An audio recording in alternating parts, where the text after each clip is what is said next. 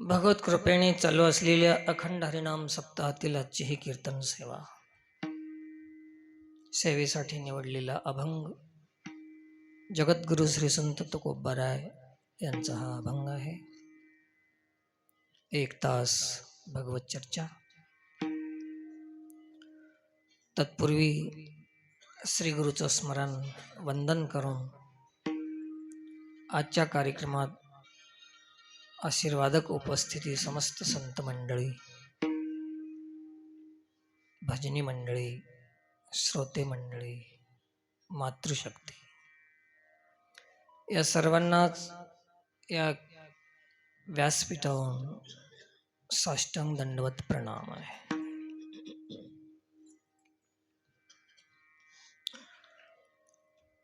यथामती गुरुकृपेने 1 तासाची सेवा आपली आहे. एवढी मोठी अपेक्षा करू नका. कुठली काय मिळेल, काय सांगतील, आणि अशा अपेक्षेने तुम्ही राहू नका. फक्त एक काम करा, बसल्या जाग्यावरून सर्वांनी मला आशीर्वाद द्यावा आणि त्या आशीर्वादाच्या बळावर मी 1 तास बोलाव. एवढं काम तुम्ही करा.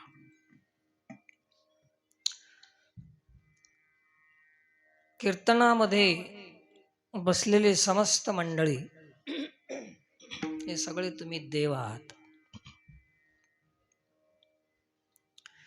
आणि मी इथं सांगायला बसलो, मी तुमचा सर्वांचा आज पुजारी आहे. शब्द सुमनांनी तुमचं स्वागत आणि पूजन करायचा अवकाश मला मिळालेला आहे. हे माझं सौभाग्य आहे. संताची भूमी महाराष्ट्र आहे आणि त्यातही पुण्यक्षेत्र परळी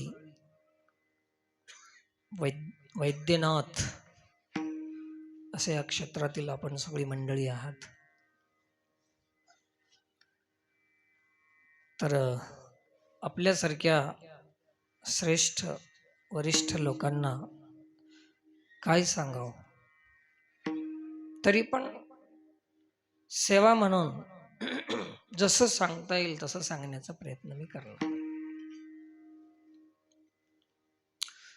अखंड हरिनाम सप्ताहामध्ये अनेक संत मंडळी आहेत. कीर्तनकार, कथाकार, कलाकार,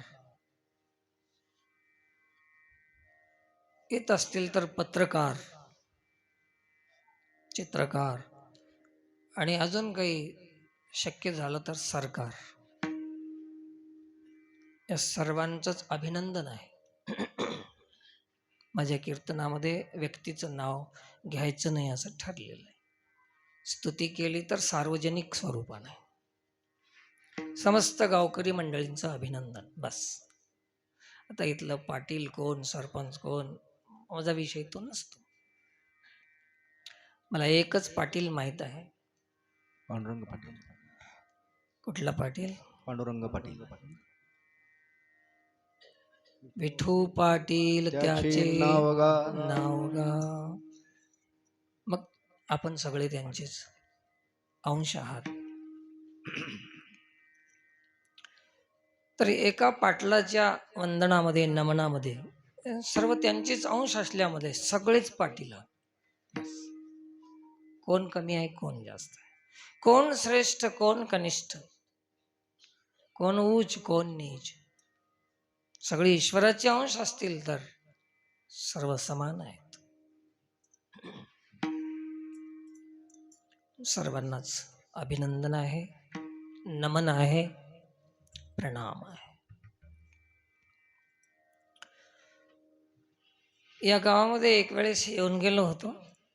अशीच धावती भेट होती आणि पुढे इकडं अंधारेश्वर महाराजांचं दर्शन झालं होतं. तिथं थोडासा सत्संग झाला होता मागच्या वेळेस.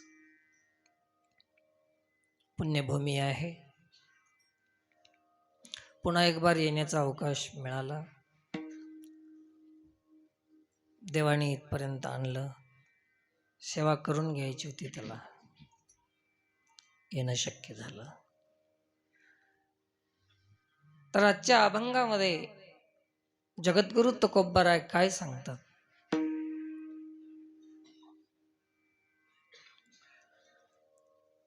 त्या विषयावर आपल्याला थोडीशी चर्चा करायची आहे. भक्त मंडळी, सज्जन हो, प्रत्येकाला देव मान्य आहे. देव सर्वच मानतात, कळत न कळत. त्याला न मानही मानणंच आहे. देवाला न मानणं देखील मानणंच आहे.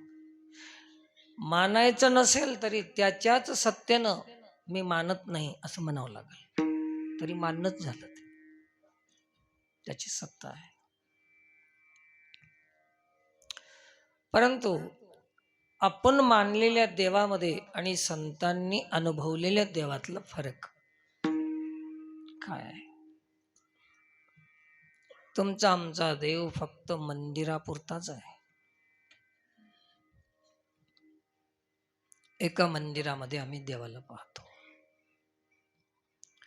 मंदिराच्या बाहेर आलं तर आम्हाला देव दिसत नाही,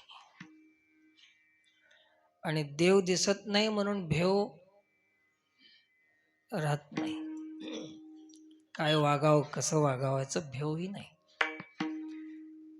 देव कळाला नाही तर भेव कुठून वाटणार? आणि मग आमच्या वागण्यामध्ये विकृती निर्माण होणार. मंदिरापुरता देव आहे. संतांचा देव मंदिरापुरता राहिला नाही. विठ्ठल जळी स्थळी भरला, रीता ठाव नाही. विष्णुमय जग वैष्णवाचा धर्म, विष्णुमय जग वैष्णवाचा धर्म, जग वैष्णवाचा धर्म, विष्णुमय जग वैष्णवाचा धर्म. भेदा भेद भ्रम अमंगल, भेदा भेद भ्रम अमंगल. आई काजी तुम्ही भक्त भागवत, आई काजी तुम्ही भक्त भागवत. भेद भेद भ्रम अमंगल राम, भेद भेद भ्रम अमंगल. आई गाजी तुम्ही भक्त भागवत, आई गाजी तुम्ही भक्त भागवत.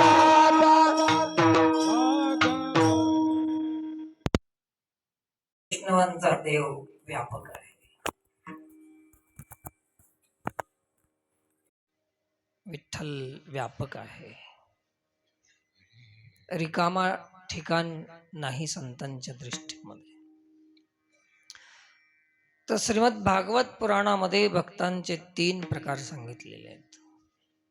उत्तम, मध्यम आणि कनिष्ठ असे 3 भक्त आहेत. आजचा अभंग उत्तम भक्ताच्या अनुभूतीचा आविष्कार आहे. तुमचा आमचा देव मंदिरातला आहे. बाहेर निघाला तर वैर आहे, विरोध आहे, द्वेष, ईर्ष्या, असूया या साऱ्या गोष्टी असतातच. हेही भक्तीच आहे, परंतु कनिष्ठ भक्ती आहे. आणि मध्यम भक्ती मंदिरात देवाला मानायचं आणि काही विशेष ठिकाणी देवाला मानायचं, बाकी इतर ठिकाणी नाही. हे कोणता भक्त? मध्यम भक्त आहे. आणि मंदिरातही देव आहे, विशेष लोकातही आहे, आणि सामान्य जनातही आहे, चराचरामध्ये. व्याप्तम येन चराचर, हे उत्तम भक्ताचं लक्षण आहे. वासुदेव सर्वमिति समहात्मा सुदुर्लभ, उत्तम भक्ताचं लक्षण आहे. मंदिरापुरताच देव दिसते, बाहेर आलं की शत्रू मित्र आपणाला सारे दिसतात. तर तुम्ही ठरवा की आपण या 3 भक्तापैकी कोणते भक्त, उत्तम की मध्यम की कनिष्ठ, ज्याचे त्यांनी आपलं ठरवायचं. दुसऱ्यांना ठरवता येत नाही, ठरवू बी नाही, कोणी माहीतच नाही, ज्याचे त्याला माहीत आहे. तर उत्तम भक्त सर्वांमध्ये देवाला पाहणारा, हे संतांचा दृष्टिकोन आहे. आणि जेव्हा सर्वात देवाला पाहावं लागते तेव्हा त्याला अनुभवाची गरज आहे. आणि अनुभव हा शब्दाचा विषय नसून कृतीचा विषय आहे. आमच्याकडे शब्दाचा साठा खूप आहे, पण कृती शून्य आहे. म्हणून उत्तम भक्ती आमच्या जीवनामध्ये येणं शक्य नाही. जोपर्यंत कृती करणार नाही तोपर्यंत अनुभव येणार नाही. अनुभव कृतीचा विषय आहे, शब्दाचा नाही. शब्दाचं आता काही कमी राहिलं नाही. भागवत पुराणामध्ये एक श्लोक आलेला आहे, प्रत्येक घराघरामध्ये ब्रह्मज्ञान सांगणारे आता जन्माला येतील. कोणीही असं राहणार नाही की ज्याला सांगता येत नाही. असं एकही घर शून्य राहणार नाही की ज्या घरात महाराज घरोघरी झाले अवघे ब्रह्मज्ञान,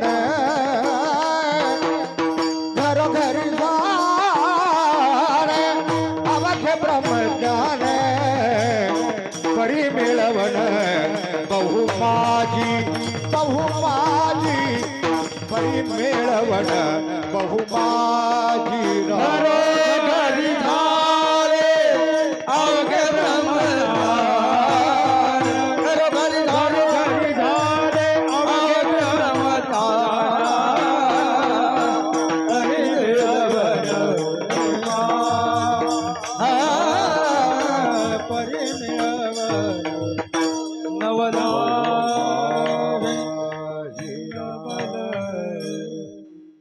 घरोघरी झाले अवघे ब्रह्मज्ञान, परी मिळवण बहुमाजी. परी मिळवण बहुमाजी. श्लोक याच प्रमाणाला अनुसरून आहे. सर्वे ब्रह्म वदिष्यन्ति, सर्वच ब्रह्मज्ञान सांगतील. सर्वे ब्रह्म वदिष्यन्ति संप्राप्ते च कलियुगे, नैव तिष्ठन्ति मैत्रेय शिष्णोदरपरायण. तुम्हाला एकच नाव माहित आहे, हरिभक्तीपरायण. पण भागवतामध्ये एक नाव आलंय, कोणतं? शिष्णोदरपरायण. हे कोणी लिहित नाहीत, परंतु घरोघर ब्रह्मज्ञान सांगतील, परंतु ब्रह्मस्थितीमध्ये स्थिर होणार नाहीत. ब्रह्मज्ञानाचा उपयोग पोट भरण्यासाठी आणि विषय भोगण्यासाठी करतील.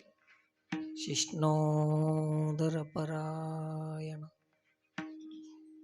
ब्रह्मज्ञान नाही असं नाही, पण उपयोग मात्र ठीक नाही.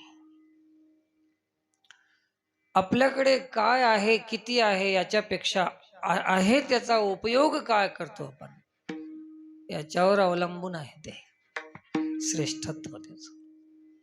आपल्याकडे विद्या किती आहे, कला किती आहे, कुशलता किती आहे, ज्ञान किती आहे, शब्द किती आहे, शब्दावर भाषेवर प्रभुत्व किती आहे, या साऱ्या गोष्टी कशावर अवलंबून आहेत, त्याचा उपयोग कशात होतो याच्यावर अवलंबून आहे. कितीही ज्ञान असेल तर उपयोग कशासाठी आहे त्याचा, याच्यावर अवलंबून त्या ज्ञानाचं श्रेष्ठत्व आहे आणि त्या ज्ञानाचा परिणाम आहे. तर शिष्णोदर परायण किंवा भगवद्गीतेमध्ये एक श्लोक आलेला आहे असाच,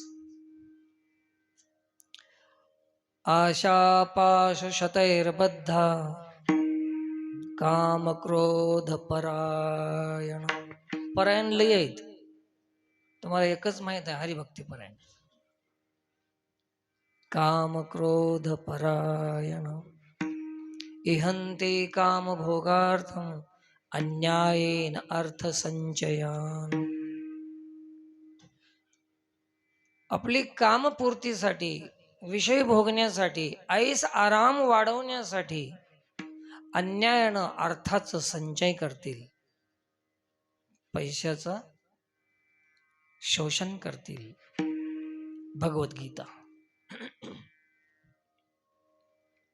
कामक्रोध परायण होतील, शेकडो आशा पाशामध्ये बंधनात राहतील. म्हणून खेळ शब्दाचं नाही, देवाला समजून घेणं आणि उत्तम भक्त होण्यासाठी शब्दाचा विषय सांगितला नाही.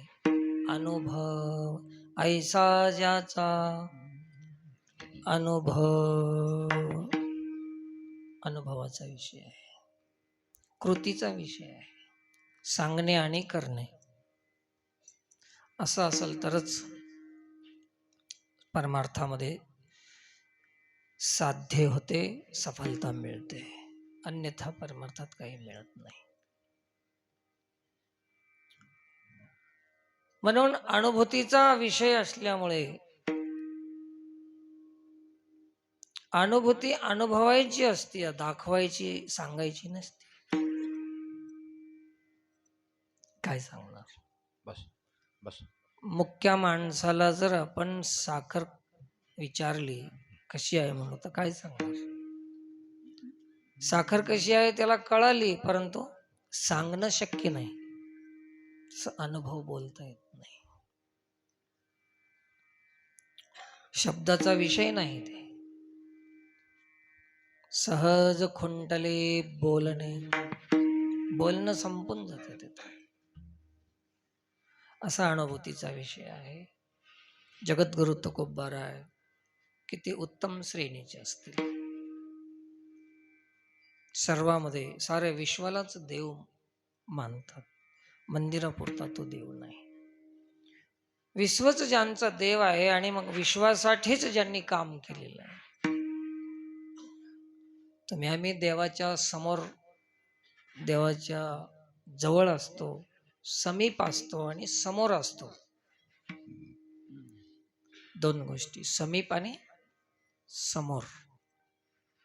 आणि संत कुठेही असतील तर सर्वांमध्ये देव आहे असा अनुभव करून स्मरणात राहतात.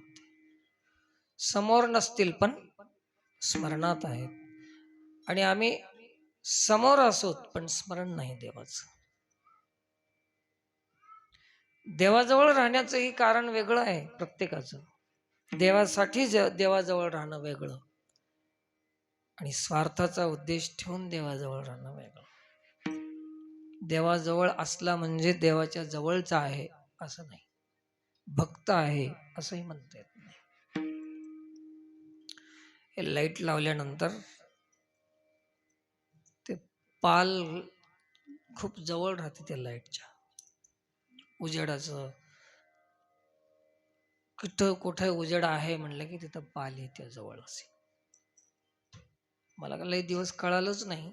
मला वाटलं की हे पाल प्रकाशाची भक्ती करते, प्रकाश प्रिय आहे पालीला, असं वाटलं मला. जास्त दिवस त्याचा अभ्यास करून पाहिल्यानंतर मग कळालं की ते प्रकाशाचं त्याला काहीच संबंध नाही. कशाची रुची आहे तिला? किड्याची रुची आहे. प्रकाशाजवळ राहते पण प्रकाशासाठी नाही, किडे खाण्यासाठी. तसं आम्ही परमार्थाच्या जवळ आहोत, साधूच्या जवळ आहोत, देवाच्या जवळ आहोत, परंतु देवासाठी नाही. कोणाचं काही तर कोणाचं काही. कोणाची सत्ता आहे, कोणाची संपत्ती आहे, उद्देश, प्रतिष्ठा आहे, सन्मान आहे, सत्कार आहे, इत्यादी अनेक गोष्टीची अपेक्षा घेऊन आम्ही जवळीक साधतो. जवळ खूप आहोत, समोर खूप आहोत, पण स्मरणात आम्ही नाही. आणि ज्याला अनुभव आलेला आहे त्याला जवळ आणि दूर प्रश्नच उरत नाही. तर व्यापक असल्यामुळे नित्य स्मरणामध्ये असतो. सततम कीर्तयंतो माम, सतत देवाचं चिंतन आहे, स्मरण आहे. उत्तम भक्ताचं लक्षण आहे. आपलं काय मंदिर दिसलं तरच थोडस वाकायचं, राम राम राम राम म्हणायचं. पुढे गेलं तर राम नाही, श्याम नाही, संपून जाते आपलं काम. तर असं उत्तम भक्ती तुकोबरायानं सांगितली. भगवान शंकरानं, शंकर हे सगळ्या जगाचे गुरु आहेत. भगवान शंकर भवानीला विचारलं की तुमचे गुरु कोण आहेत, मालक कोण आहेत तुमचे. तेव्हा भवानी आपला अनुभव सांगू लागली. विश्वनाथ मम नाथ पुरारी. शब्द कसे आहेत बघा, रामचरित मानसचे शब्द आहेत. विश्वनाथ मम नाथ पुरारी, त्रिभुवन महिमा विदित तुम्हारी. तुम त्रिभुवन गुरु वेद बखाना, आन जीव पावर का जाना. भवानी सांगते की जे विश्वाचे नाथ आहेत तेच माझे नाथ आहेत. विश्वनाथ मम नाथ पुरारी. भवानीने सांगितले जे सर्वांचे गुरु आहेत ते माझे गुरु आहेत.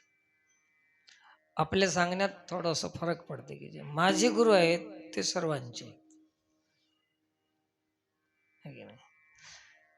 म्हणजे भवानीचा अनुभव कसा आहे की आपल्या पुरतेच आहेत असं वाटलं नाही तिला. संकीर्ण भावना नाही, संपूर्ण भाव आहे. संतांच्या वाणीमध्ये, संतांच्या अनुभूतीमध्ये संकीर्णता आहे की संपूर्णता आहे. संकोच नाही, व्यापक भाव आहे. म्हणून ते म्हणाली भवानी विश्वनाथ, साऱ्या विश्वाचा नाथ आहे. किती मोठी अनुभूती आहे. आणि अनुभव मात्र जे काही विषय आहे, अनुभव जे काही तत्व आहे ते गुरु वाचून होत नाही. हरिपाठामध्ये स्पष्ट सांगितले, गुरुविन अनुभव कैसा कळे.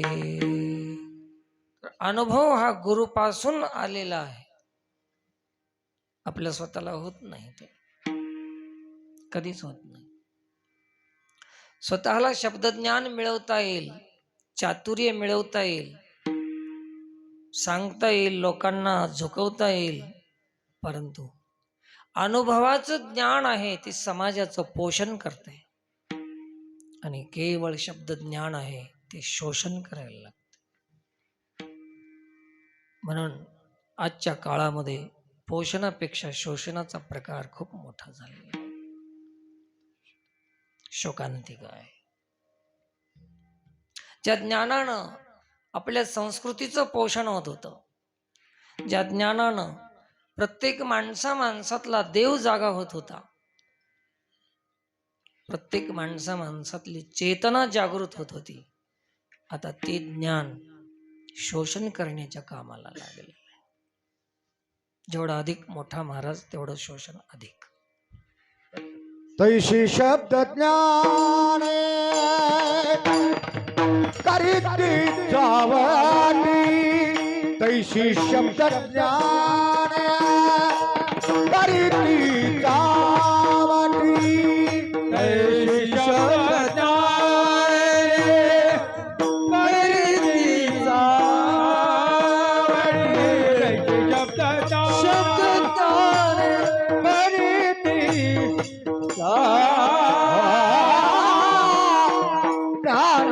पोटासाठी विकोनिया, पोटासाठी विकोनिया, ज्ञान पोटासाठी विकोनिया, विकोनिया, ज्ञान पोटासाठी विकोनिया, विकोनिया, पोटासाठी विकोनिया.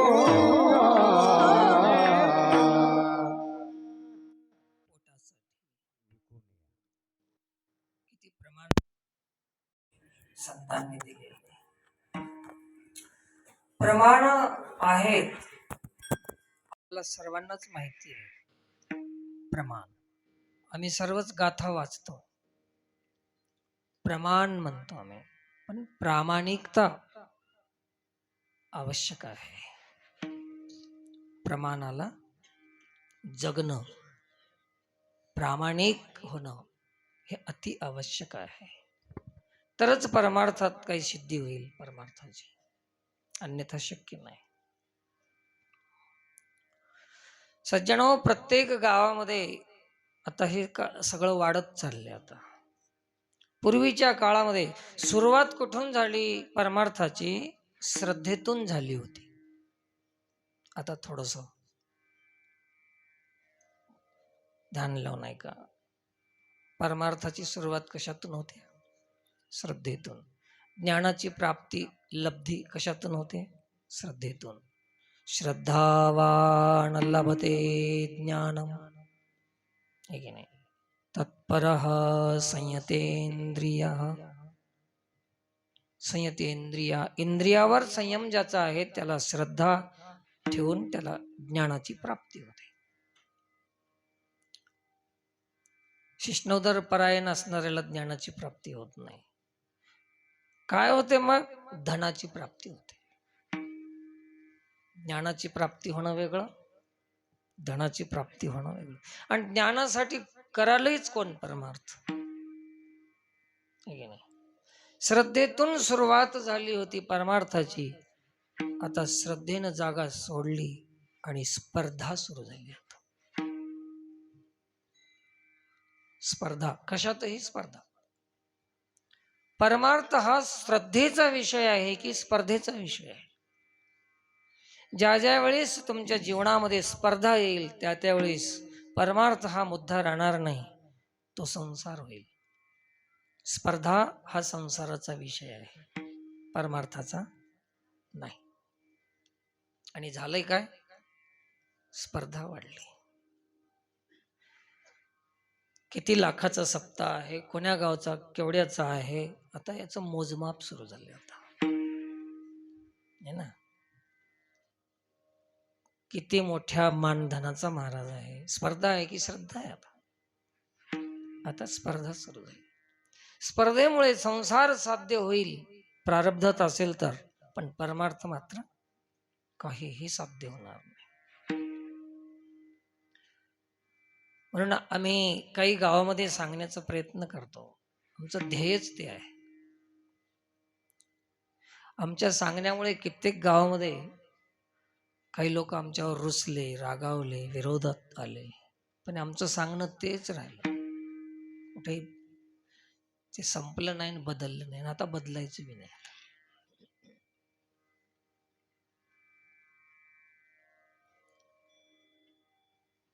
आपल्या गावाचा पैसा, सप्ताहासाठी जमा केलेले रुपये पैसे कुठले? आपल्या गावचे आहेत. सामान्य माणसं असतील, रोज मजुरी करणारे असतील, सर्वांचा पैसा आपण जमा करतो. गावाच्या कल्याणासाठी, गावाच्या उद्धारासाठी, गावाच्या हितासाठी सप्ताह आहे. अनेक वर्षापासून सप्ताह चालू आहे, परंतु त्या सप्त्याचा परिणाम जर विचारलं गावकरी मंडळीला तर काहीच सांगत नाहीत. सप्ताह करून काय झालं साध्य असं जर विचारलं तर त्याला उत्तरच नाही. ना भौतिक विकास, ना आध्यात्मिक विकास, कुठलाच विकास नाही.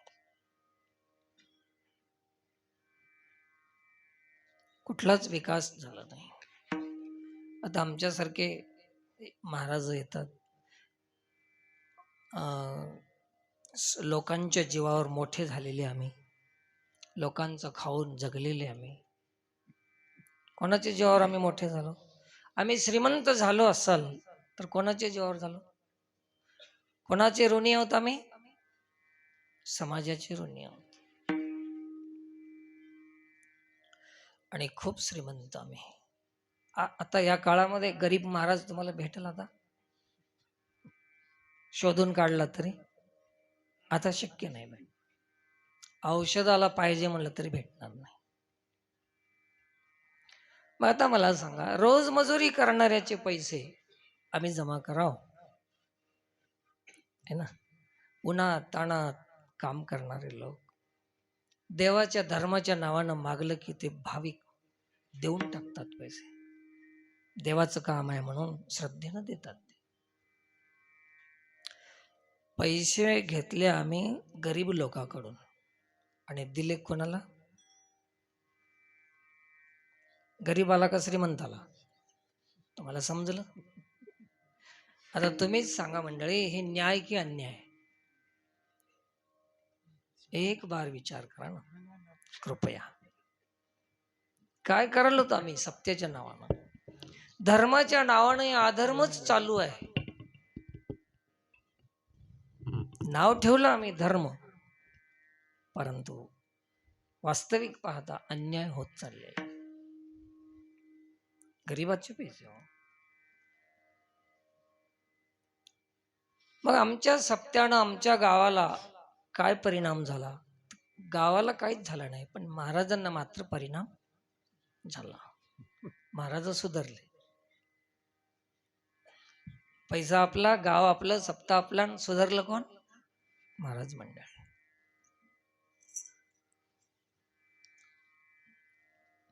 कशाचा परिणाम आहे?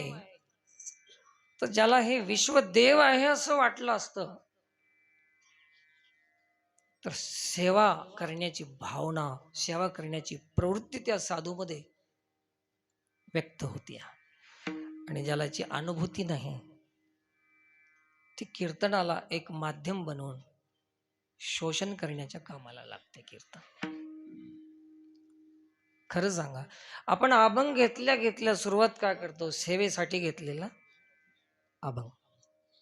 आता तुम्हीच सांगा, आम्ही हे म्हणणं किती खरं आहे? सेवेसाठी घेतलेला अभंग म्हणाव का सोयीसाठी घेतलेला अभंग म्हणाव? एक बार सांगा तुम्ही. सोयीसाठी. काय म्हणाव? सोयीसाठी. सोयीसाठी घेतलेला अभंग. आमची सोय आहे की नाही? सेवा कुठं राहिली? तर सेवा फक्त नाव राहिलेलं आहे, फक्त सेवा नाही. म्हणून ते शब्द बदलायला पाहिजे. आता सोयीसाठी घेतलेला अभंग असं म्हणायलाच पाहिजे. आता म्हणत नाही तेवढंच. म्हणून एवढे सप्ते करून आमच्या गावामध्ये सत्याचा परिणाम झाला पाहिजे. गाव व्यसनमुक्त हो, गाव स्वच्छता गावामध्ये झाली पाहिजे, गावाच्या पैशानं गावाची शाळा विकसित झाली पाहिजे. अनेक उपक्रम गावामध्ये आहेत. वृक्षारोपणाचा कार्यक्रम आहे, शाळा आहे, दवाखाना आहे, सुखसुविधा आहे समाजाची. अशी कामं झाली पाहिजे.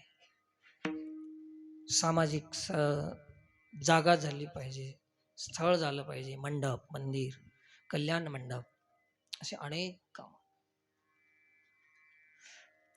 आपल्या बैठकीमध्ये नेहमी चर्चा असते ते की गावातला पैसा गावातच खर्च केला पाहिजे, गावासाठी लावला पाहिजे. मग असं कीर्तन कसे? मग तर सेवा करणाऱ्याची कीर्तन ठेवा ना तुम्ही.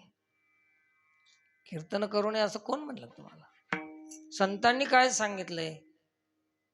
कोणाची कीर्तन ठेवायला सांगितलं? आम्ही कोणाचे विरोधी नाही, आम्ही कोणाचं आम्हाला काही देणं घेणं नाही. पण जे संतांनी सांगून ठेवलेलं आहे त्याला तुमच्या समोर प्रस्तुत करण्याचं काम आमचं आहे, बाकी काही संबंध नाही. म्हणून मी म्हणालो होतो यांना, गावकरी मंडळींना, माझं कीर्तन ठेवू नका बरं, माझं कीर्तन गोड लागणार नाही. पचन होणार नाही असं सांगूनच आलो मी. तरी खूप सांभाळून बोलालो होतं, कारण की अजून कीर्तन अर्धा तास आहे. तर असा प्रकार आहे. म्हणून साधूची ओळख सांगत असताना, उत्तम भक्ताची ओळख सांगताना महाराज म्हणाले की ऐसा ज्याचा अनुभव जर आला असेल की हे समाज, हे विश्व देव आहे, तर शोषण करण्याच्या जाग्यावर माणूस पोषण करण्याचं काम करेल. शोषण बंद होऊन जाईल अनुभूती असेल तर. जिथपर्यंत शोषण आहे तोपर्यंत समजायचे की याला अनुभव नाही देवाचा. ते देव मानतच नाही. देव मानत नाही, ते धंदा मानून काम करायचं आहे. तर धर्माचा झाला धंदा, श्रद्धेची झाली स्पर्धा. धर्माचा झाला धंदा, श्रद्धेची झाली स्पर्धा, संस्काराच्या जाग्यावर आला सत्कार. सगळ्या जागा बदलून गेल्या परमार्थामध्ये, सगळ्या जागा विकृत होऊन गेल्या आणि तेच वाढत गेलं, तेच वाढत गेलं. आम्ही किती ज्ञानी आहोत, आम्ही किती मोठे आहोत हे समजून देण्यासाठी कीर्तन नाही. तुमच्यातलं ज्ञान जे दडून आहे, तुमच्यामधली जी संभावना आहे, तुमच्यामध्ये जे चेतना आहे सुषुप्त दशेमध्ये, त्याला जागृत करण्यासाठी कीर्तन आहे. समाजाला प्रभावित करण्यासाठी कीर्तन नाही. तुमच्यामध्ये काय प्रभाव आहे त्याला जाग कसं करता येईल याच्यासाठी संतांची भूमिका आहे. प्रत्येकामध्ये ते सामर्थ्य पडून आहे आणि रिकामी आहे, त्याला कामाला लावा. आपल्या गावाचे आपण ऋणी आहोत, गावासाठी काहीतरी करा.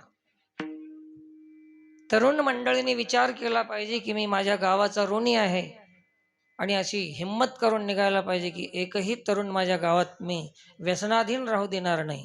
अशा कामाला लागाव. बिघडतं का काही? आपले पैसे आपल्या कामाला लावा. अनेक कामं पडून आहेत, तुम्ही ऐकतच राहता आमच्या इकडले कामं. आम्ही काय काय कामं करतात याची आता नोंद मी देणार नाही कीर्तनामध्ये. तर असं तर इथं एक चालू झालं आता हनुमान चालिसाचं ना सुरुवात झालेली आहे. सामूहिक पद्धतीनं मंदिर परिसरामध्ये संघटित होऊन तरुणांनी एक दिवस हनुमान चालिसा करायला पाहिजे. कशासाठी?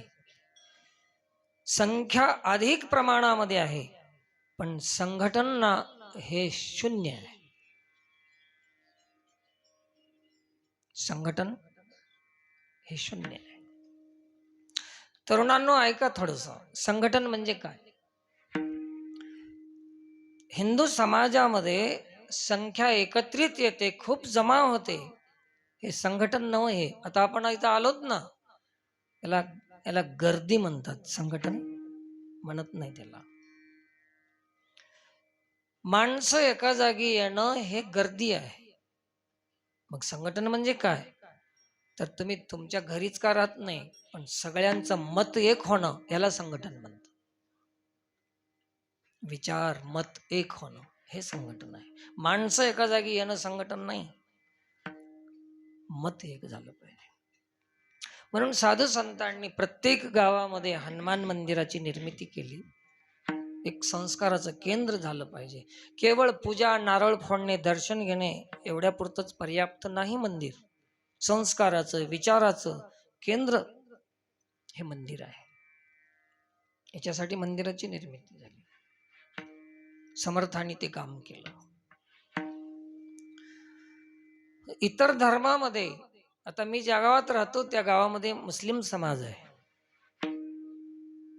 असे अनेक समाज आहेत की त्यांनी त्या प्रार्थना स्थळावर, त्यांच्या धार्मिक स्थळी संघटित होण्याचा एक दिवस निर्धारित केलेला आहे प्रत्येकाने, आणि एक वेळ.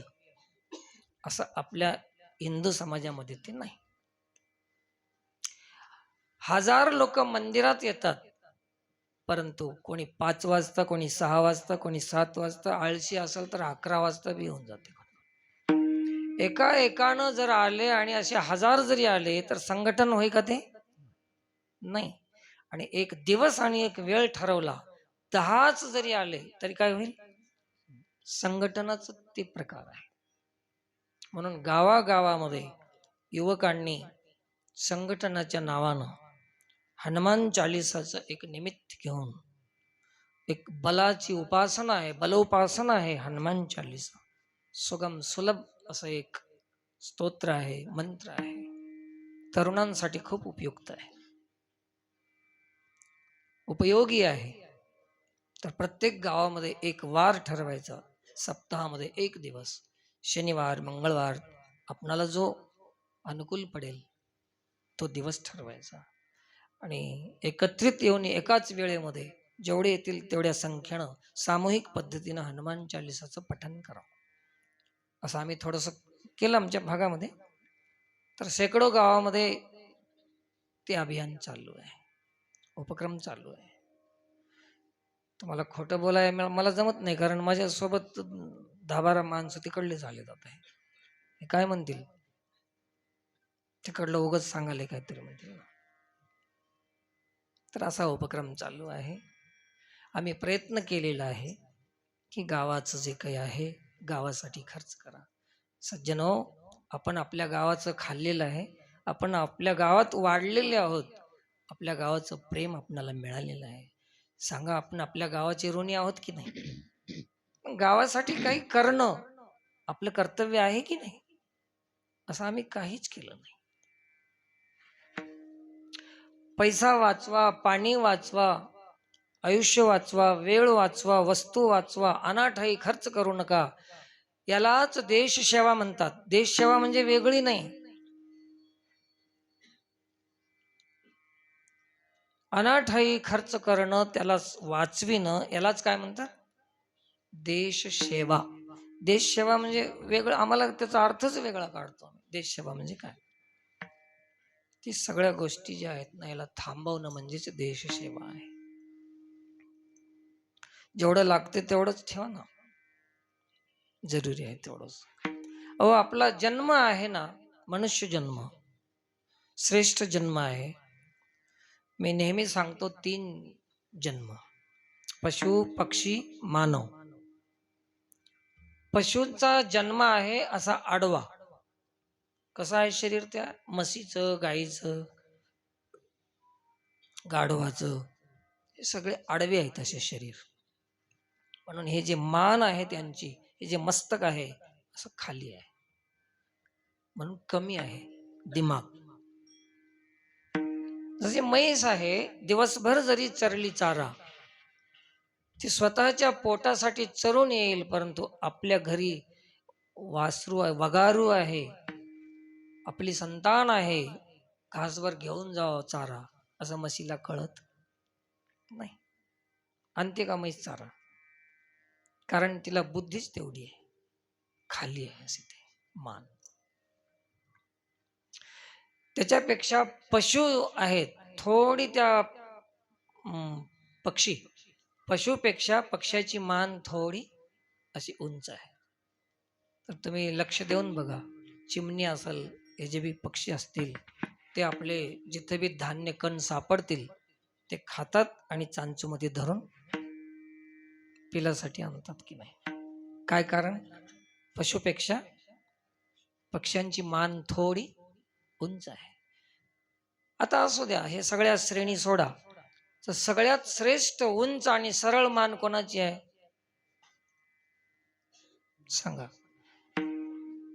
माणसाची मान सरळ असेल तर माणसाची जबाबदारी केवढी असेल? जर एवढी मान उंच असून मान खाली घालायचं काम करत असेल,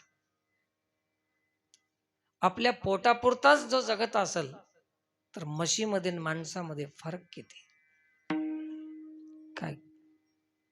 म्हणून समाजसेवा हेच सर्वेश्वराची सेवा आहे, हेच विश्वच देव आहे. मंदिरातला देव संतांनी दाखवला नाही आपल्याला, हे विश्वातला देव दाखवला. सज्जनो, आपण आपल्या मंदिरामध्ये माणसानं घडवलेली मूर्ती आहे तिच्यावर किती प्रेम आहे आपलं.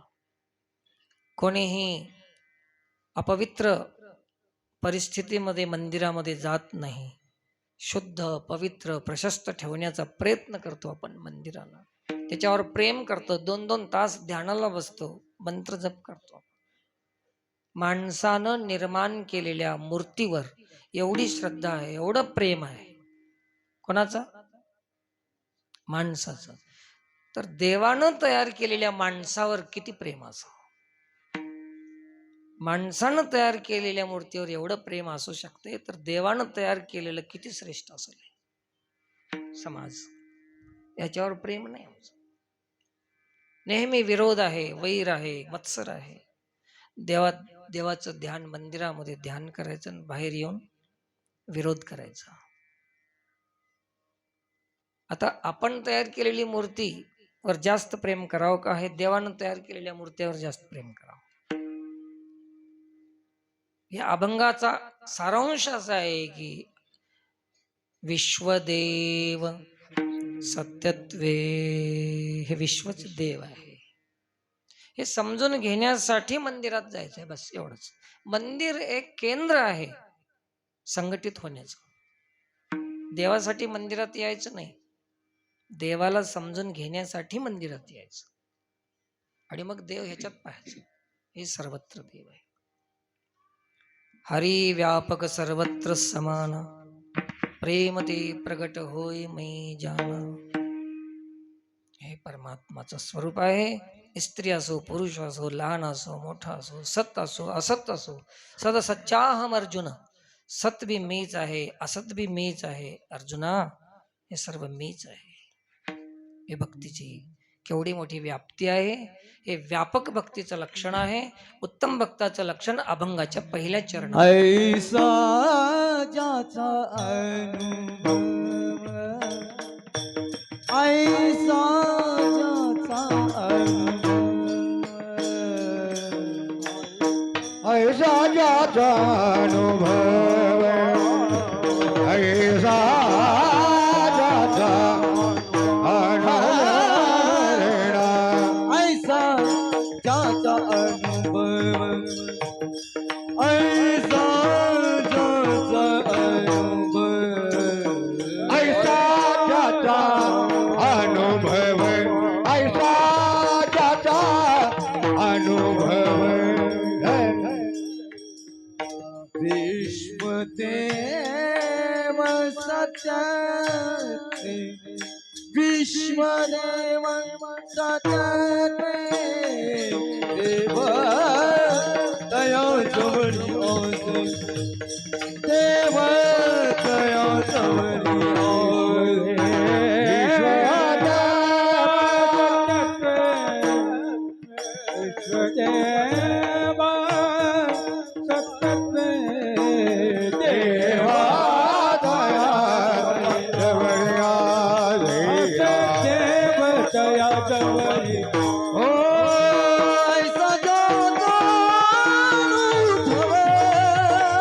विश्वदेव सत्य, विश्वदेव सत्य, ऐसा ज्याचा अनुभव, विश्वदेव सत्य तेरा, विश्वदेव सत्य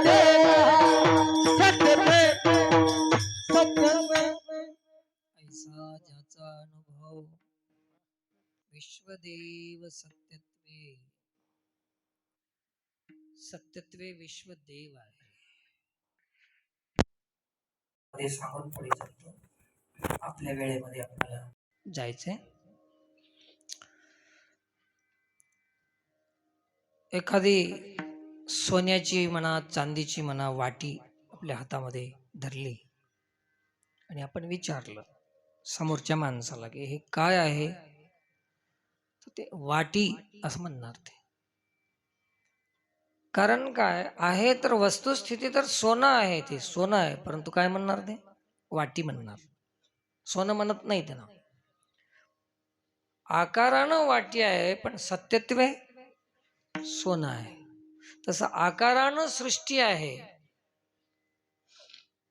सोन्याची वाटी आहे आणि देवाची सृष्टी आहे.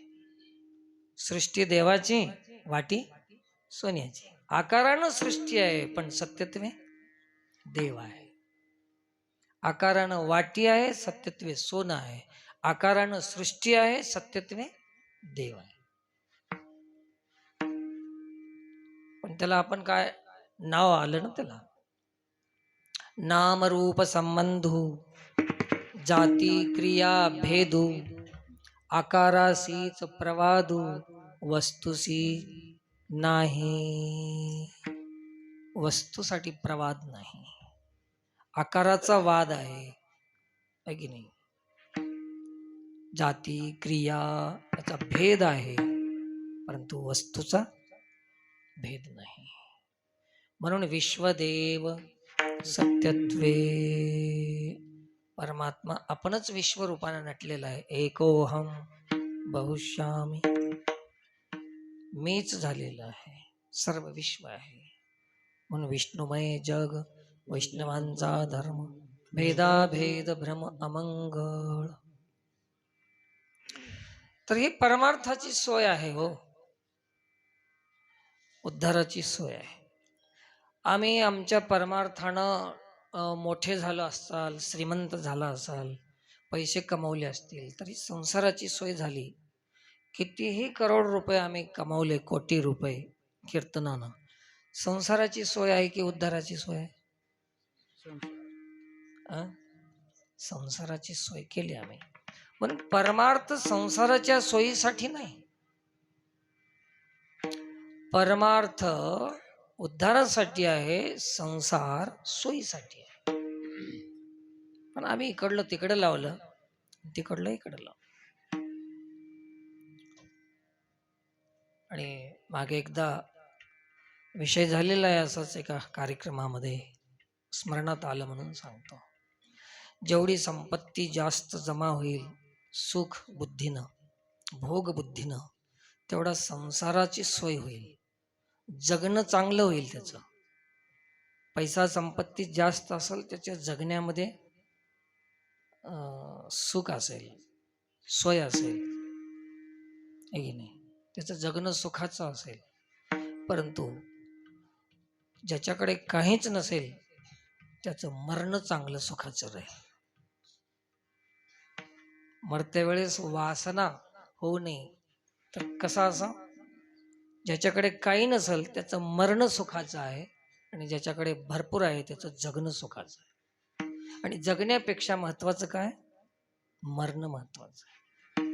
मरत्या वेळेस कसं असं, छोटसा संसार आपल्या समोर आहे तर मरताना त्याची वासना होते, मरणी जया जे आठवे ते तेची गती ते पावे. आणि एवढा मोठा पसारा जर आम्ही जमा केला असेल तर मरताना ध्यान येणार नाही असं कशा होत. आणि याचा उद्धार होईल का, शक्य आहे का, असं मला वाटते. आता तुम्हाला काय वाटते माहित नाही. त्याच्यासाठी काय जमा केलं अनुभूतीनं, तर देव जवळ घेतला. आम्ही पसारा जमा केला ना, संतांनी देव जवळ घेतला. स्वांत कर्ण जिता कामोपशांता, परमात्मा परवता दुरी नाही, देवतया जवळी असे. अनात्म पदार्थ, नश्वर पदार्थ, परिवर्तनशील संसार आम्ही रिकामी केला आणि जागा झाली देवाला. रिकामी तर करावं लागेल ना, हे भरलेलं कचरा. तेव्हा देव त्या जवळी असे. आणि ज्याच्या जवळ देव आला त्याचं दर्शनानं पाप जाते आपलं, त्याच्या दर्शनानं पाप जाते. ज्याच्या जवळ देव आहे त्याचं दर्शन घेतल्यानं पाप जाते. सांगू नाही वाटते पण अनेक सांगावंच वाटते. काही गोष्टी अशा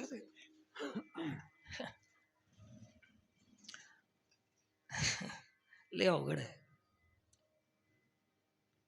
आता काही सगळ्या गोष्टीचे काही नियम आलेत समाजामध्ये, पण एका गोष्टीचा नियम आला नाही.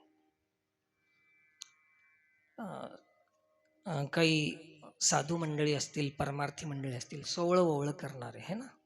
जसं की माणसाला शिवून घेणार, त्याच्या हातचं खायनात, स्पर्श करून घेत नाहीत. किती चांगलं आहे. मला सकाळी महादेव मंदिरात जाताना आठवण आली की कपडे काढून जा दर्शनाला. चांगली गोष्ट आहे, पण कपड्यापेक्षा शरीरामध्ये विकार जास्त आहेत, ते काढून जाय म्हणायची सोय अजून झाली नाही. कपडे काढायची सोय चांगलीच आहे, मी त्याचा विरोधी नाही, चांगली गोष्ट आहे. पण ते सोय झाली तर अजून किती चांगलं. मग ते सवय कपडे काढायचं तेवढं जमलंय. मग ते अनेक गोष्टी आहेत की आम्ही शिवून घेत नाही, आम्ही धरत नाही, आम्ही शिवत नाही, आम्हाला त्या घरी जाता येत नाही. अरे काय साधूचं लक्षण आहे. धनाख्या प्रतिज्ञान बोधिती. संतांनी सांगितलंय की जे का रंजले गांजले त्याच्यासाठी साधूचा अवतार आहे का. रंजले गांजले त्याशी मने जो आपुले. आता तसं राहिलं नाही. जे का माजले गाजले त्याशी म्हणे जो आपुले. कुठून कुठवर आला परमार्थ, कुठून कुठवर चालला परमार्थ. किती पतन होत चाललं हो परमार्थामध्ये. मला सांगा, शिवून घेत नाही, शिवून घेत नाही, हे सोहळ ओळ हे फक्त प्रदर्शन आहे फक्त.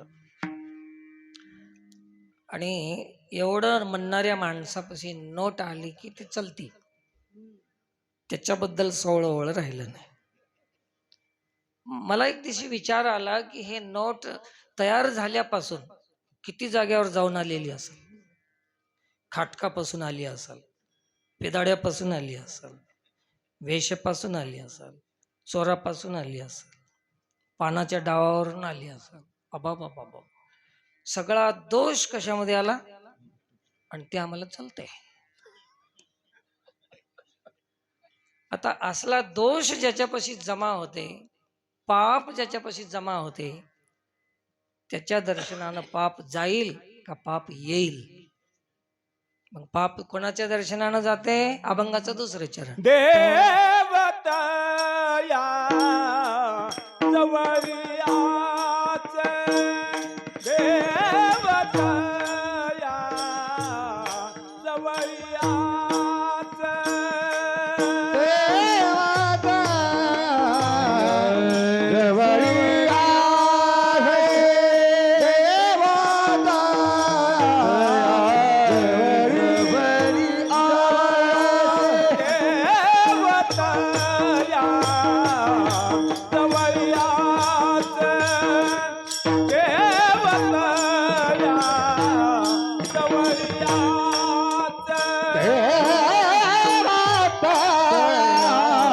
जवळयाच देवाचा जवळी आहे. देवाचा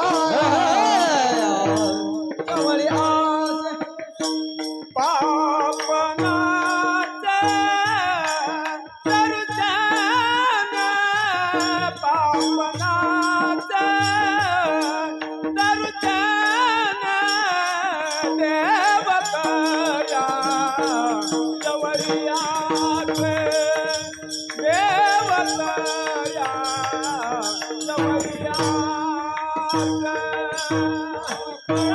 पापनाचे दर्शन पापनाचे दर्शन देवतया जवळी आहे.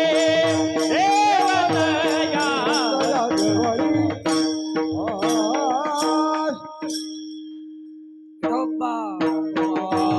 हरी हरी गोपाल कुमार कुमार कुमार कुमार कुमार कुमार कुमार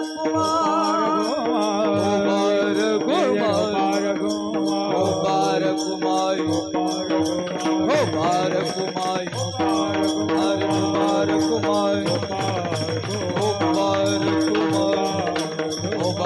कुमार कुमार कुमार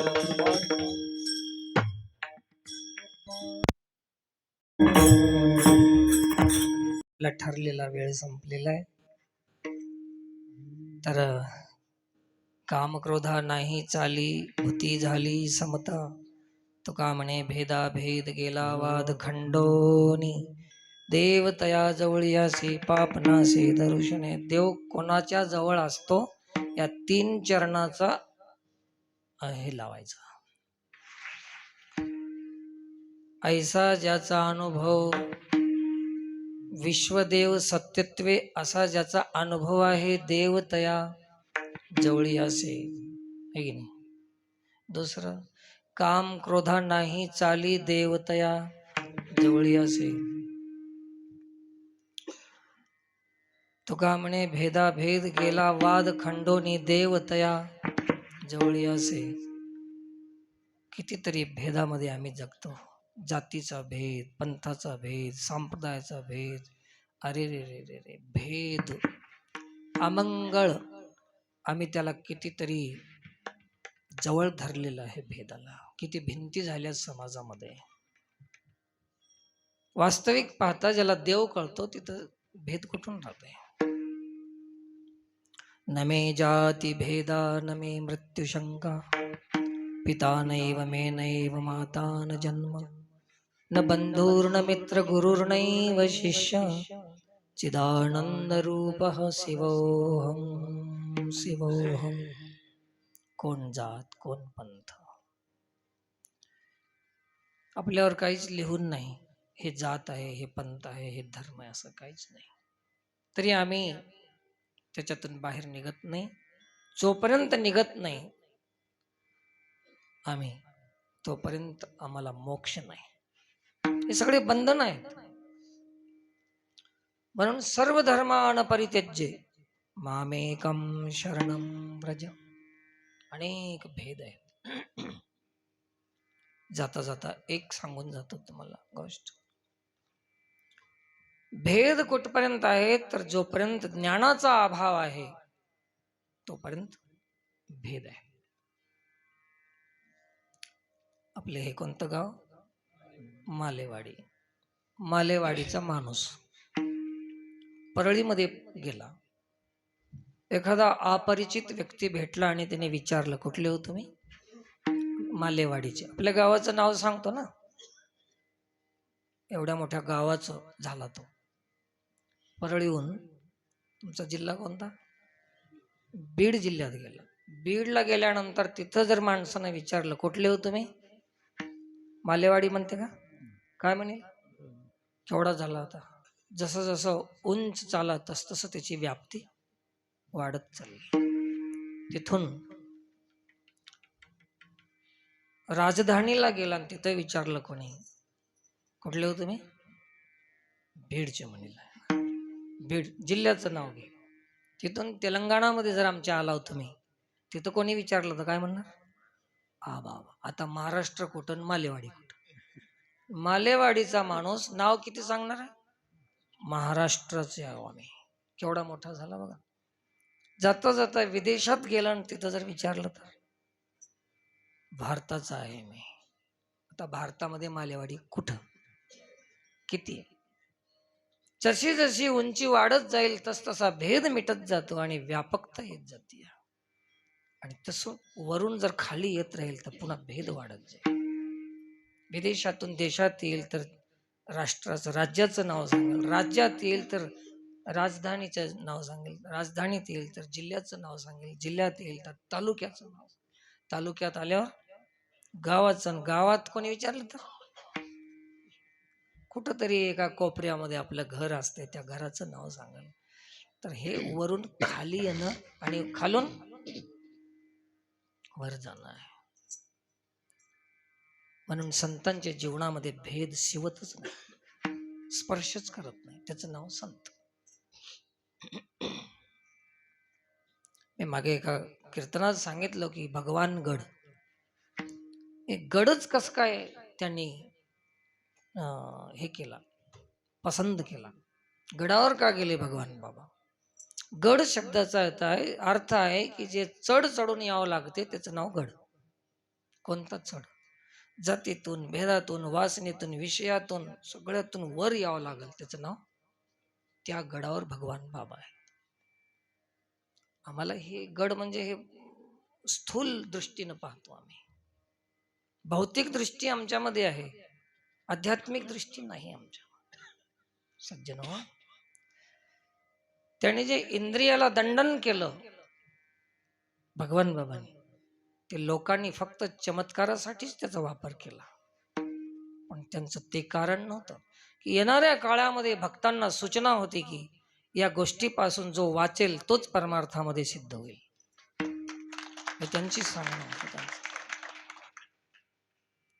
ज्ञानेश्वरी पाण्यावर वाचवली चमत्कारासाठी नाही, प्रभावित करण्यासाठी नाही. येणाऱ्या भक्तांना त्यांचा निर्देश होता, संदेश होता की सज्जन हो, भक्तांनो, की ज्ञानेश्वरीचा आश्रय कोणी घेईल तर भवसागरातून तरून जाईल. याच्यासाठी ज्ञानेश्वरी पाण्यावर वाचली. आम्ही अर्थ दुसराच काढला, फक्त चमत्कारासाठी आम्ही घेतो संतांना. संत साक्षात्कारी असतात, चमत्कारी नसतात. आणि हे साक्षात्कारासाठी त्यांनी हे आम्हाला मार्गदर्शन केलेलं आहे. असे संत भगवान बाबा. हे ऐकायला मिळत नाही, सगळे चमत्कारामध्ये गुंडाळलेला असतं माणसं. चमत्कार चमत्कार चमत्कार. चमत्कारात बसलेला माणूस साक्षात्कारापर्यंत जाऊ शकत नाही आणि उद्धार होणं शक्य नाही. तर असं या भेदातून जो जातो त्याच्याजवळ देव आहे, आणि भेद आहे तो संसारातला आहे, देवाचा संबंध नाही. म्हणून तुका म्हणे भेदा भेद गेला वाद खंडोनी. तर असं असेल तर देवतया जवळी असे पापनासे दर्शने. झालेली सेवा भगवत चरणी समर्पित करून सेवेला पूर्ण विराम. आता कीर्तनाच्या नंतर कोणी बोलायचं नाही, थांबवायचं नाही.